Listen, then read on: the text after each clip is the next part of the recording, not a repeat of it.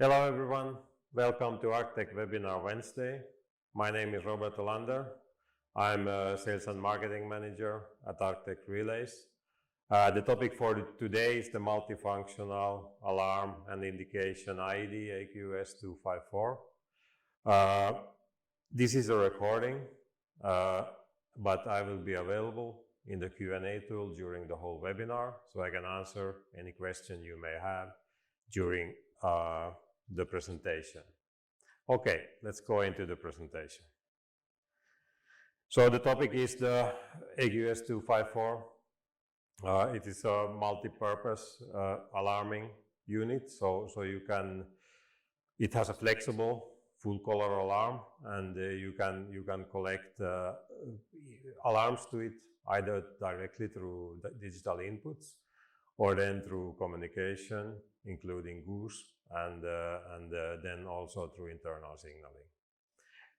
The whole device is designed for medium or high voltage substations, so it is fully tested according to IEC 60255.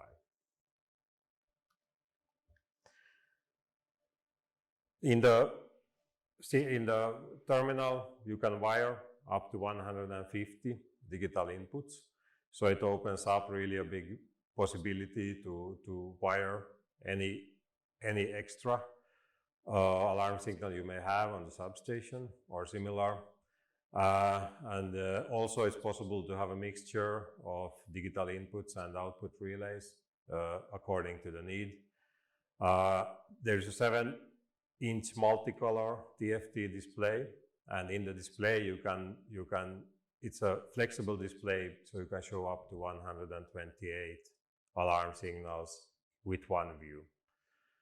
And in the alarms, you have 4 statuses: inactive, active cleared, inactive uncleared, which you can indicate different types of alarms and different status of the alarm. And also there's available 6 different colors which can be used for this indication. The description of the alarm can be done with up to 31 characters per alarm. And in the S254, at the same time, you can build up to 5 separate mimics where you can have indication of breakers or disconnectors or basically any device, and you can control also up to 10 objects. So you can control with this one several circuit breaker if it's needed. And also one big advantage is that it has a full PLC for any additional functionality that is needed beside of the standard functionality in the relay. So that opens also up quite many possibilities. Communication, of course, in a device like this is very important. We have several communication protocols, of course, IEC 61850 with goose, and the 61850 can be communicating through the Ethernet RJ45 or then through a redundant Ethernet with HSR and PRP. And then we have several other protocols available which can also connect on the RS port. One possibility is connecting directly to SCADA through the IEC 101 or 104 protocol, which is also available. As addition to the flexible multicolor display, we have also 16 programmable LEDs for additional functionality or alarms, and also 12 programmable function buttons, which can be assigned basically any task in the device. And we take a look at the communication. So obviously 61850 with edition 2 support coming during this year.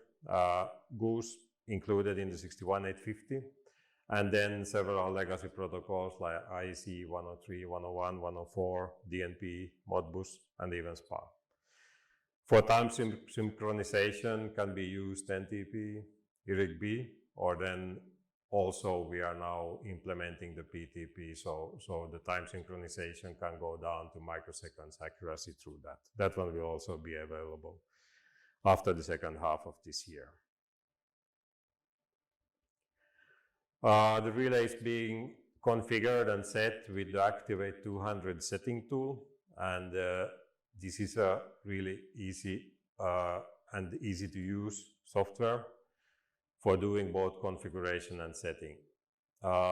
You connect it to the relay with a standard Ethernet RJ45 connection cable, so it's a standard cable which you can find anywhere. You can configure both in online and offline modes. There's a very clear dynamic menu structure, easy to get into it for anyone who has been doing some configuration with a protection relay or a device. And then there are separate tools for logic programming, the PLC, mimic diagram, and communication parameters. And this is totally free of charge. There's no licensing, so you can download it on our website, arcteq.fi, anytime you need, and try it out if you want to. Couple of more words about the PLC. So it's advanced. It includes all the functionality you need in a logic tool, and also you can build up really large and extensive logic schemes with it. It performs the cycle with 5 milliseconds for the logic if fast logic is needed. And there's also online indication of active deactive signals, like you can see also in this picture that the green signals are active, and in that way also helps you to analyze your connections and your configurations. Okay, then the hardware of the S254 from the front. On the top we have 4 fixed status LEDs for indicating power and some internal fault in the relay. We have a full 7-inch color display where you can configure the max 128 alarms, which you can see here, and also the extra 16 configurable alarm LEDs. In the front we have an RJ45 port intended for service connection to the relay, but can also be used for Ethernet communication of any Ethernet protocol. Then we have the control buttons where you can select and control the breaker or disconnector if you do a control of some device with this one. And then on the right hand side we have the 12 programmable buttons, function buttons, and I will show you later the one purpose of these. And then the navigation buttons for changing the display in the relay, or then going down into the relay, into the setting and configuration menu. And then if we take a look at it from the back, so as standard, there's the CPU card with 2 communication ports. The A port is RJ45, intended for Activate setting tool, or then for Ethernet-based protocols. And then the second port, the communication port B, is an RS485, where you can again connect communication protocols which are RS-based over RS communication. And you can use simultaneously 2 separate protocols in this device. As standard, we have 3 digital inputs, 5 output relays, and then 2 different variants of the power supply. The H power supply from 8 to 265 volt AC DC, and then the smaller one, which is 18 to 75 DC. And then for adding options and functionality in the relay, we have 14 option card slots. So you can have 8 digital inputs card, 5 digital output card, milliampere input output card. There is the Ethernet, redundant Ethernet fiber card.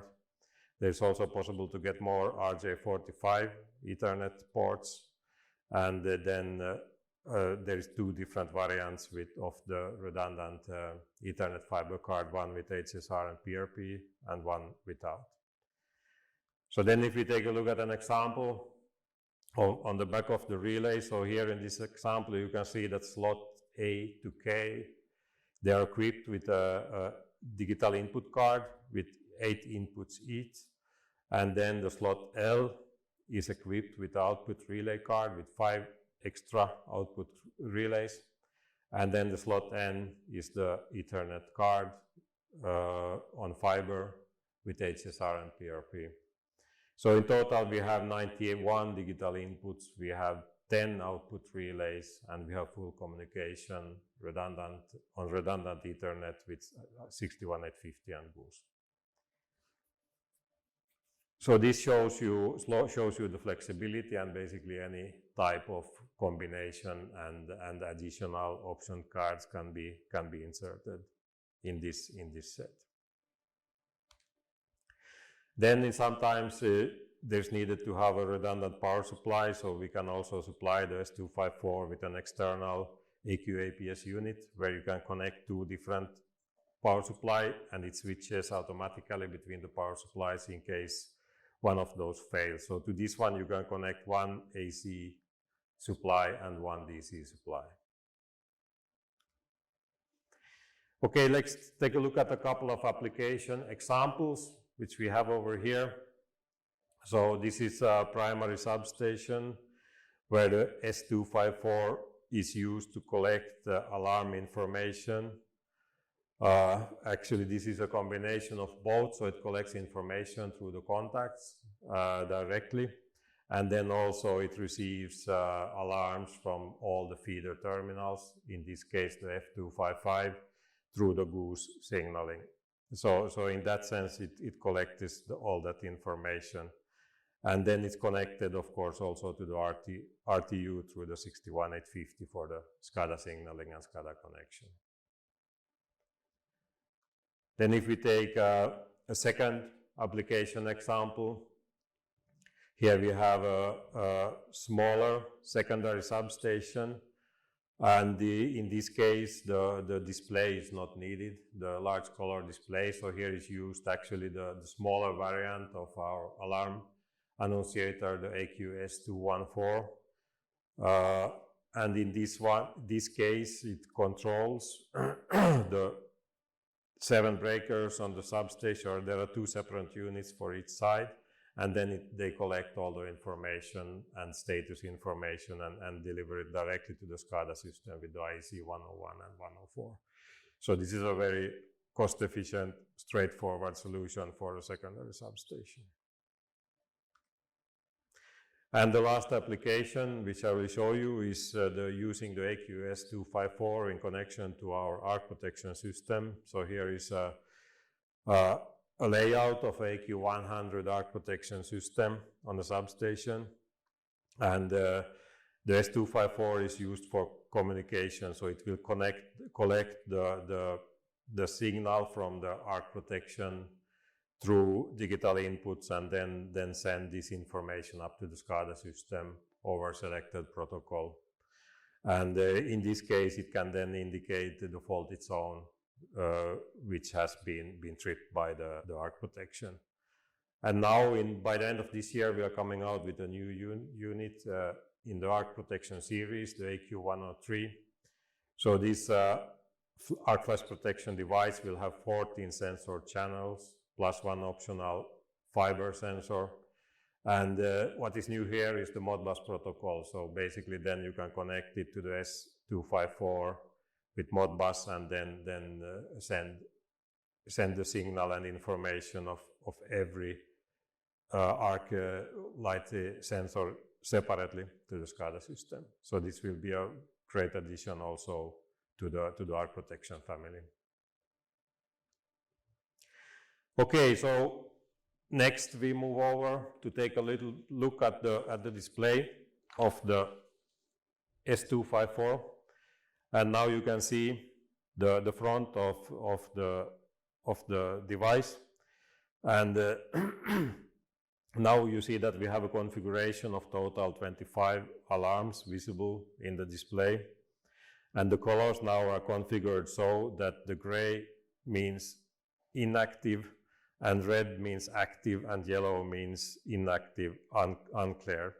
I have configured the function button 2 to activate alarm 7 and function button 3 to activate alarm 8. And now when I press F2, you see that the alarm is activated, the alarm 7 is activated. And when I take, when the alarm signal goes away, then the indication goes from active to inactive and not cleared. And there are two different ways how to clear an alarm like this. And by pressing OK, I can navigate to the alarm. By pressing OK again, it will be cleared. Another way to clear an alarm is by pressing F1, which is the button for clearing all alarms. So in this case, then you will clear every alarm which is indicating at that moment. It's also possible to clear, if you choose this as a setting in the Activate 200 that, or enable this, then you can also clear an active fault. So now if I clear an active fault, you see that it goes orange and blinking. So this is now the configuration which I have chosen for an fault that is cleared but still active. So now if I take away that fault, it will go away. So now if I activate the alarm 8 from the F3 button, then you will see that it's activated like this. And now what I want to show you with this one is that it alternates. So you will see alternatively the description of the alarm and then the timestamp when the alarm has occurred. And this stays on until it's cleared. And here you see also the maximum amount of characters in one alarm is 31 characters, and here you see an example of the maximum amount of characters.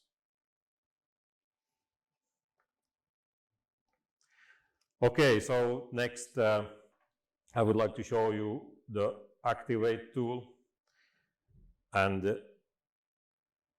a little bit how to work with the relay and the Activate tool. So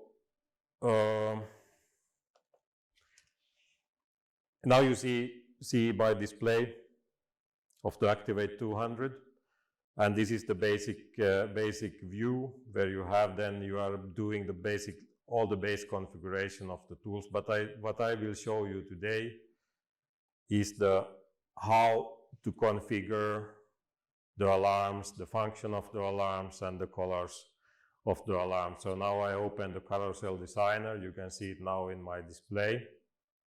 And now you can see what I have configured here is I have 5 columns, I have 5 rows.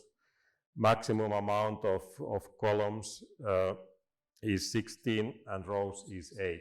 So 8 times 16 leads to 128 alarms. Then I have the color chosen for inactive, active, active cleared, and inactive uncleared status. Gray, red, orange, and yellow in these cases. So now if I, for example, once again activate the alarm 7, you see it goes red. So now if I change the active color, for example, to blue, and then I write the change to the relay, then you will see that the active color changes immediately to blue. So now I have configured this one. And now if I clear the alarm, you will see that it goes, okay, now it's still active, so it goes orange and blinking. And orange and blinking you can see here. So if I have an inactive, uncleared, active cleared color is orange, and then you can see active cleared mode is blinking. So there's a lot of different options how you can set up your preferred display. Okay, so let's still take a look at the amount of columns. Like I said, now it's five columns and 5 rows. So if I now change the columns to 6 and then I change the rows, for example, to 8, write it to the relay. You see now that it changed. Now I have 48 alarms visible in the display, and possible to configure all this. So it's very easy to change this flexible display to show different type of a different amount of alarm in different conditions, different types. So it opens up a lot of different possibilities. Okay, so I will not go deeper into the configuration this time. So we can still finish up this presentation, this webinar, with some conclusions of the AQ-S254. So this is the only device on the market with all this functionality which we have gone through today. So it's an ISA 18 compatible annunciator functionality. It has the full color TFT display with indication up to 128 alarms, and simultaneously you can have 5 mimic displays for doing control and indicating statuses of switches in the substation. You have full 61850 and Goose, plus several legacy protocols for doing communication and sending the information or collecting the information from other devices and sending it up to the SCADA system. You can have a direct SCADA connection with the IEC 104, 101. We have an enhanced PLC functionality in the relay, and it's designed for medium voltage, high voltage substation, so it's fully tested to comply to all the requirements that may occur on a substation according to IEC 60255 standard. Okay, so this concludes the webinar of the AQ-S254 alarming terminal, and I will be available on the Q&A tool still for a few minutes, so please, if you have any question, something you are wondering about, please just post the question in the Q&A tool. The Arcteq webinar Wednesday will continue in 2 weeks, the 24th of June, and then the topic will be arc protection, low voltage arc protection, and the product manager Mikko Manninen will be presenting the webinar. Thank you very much.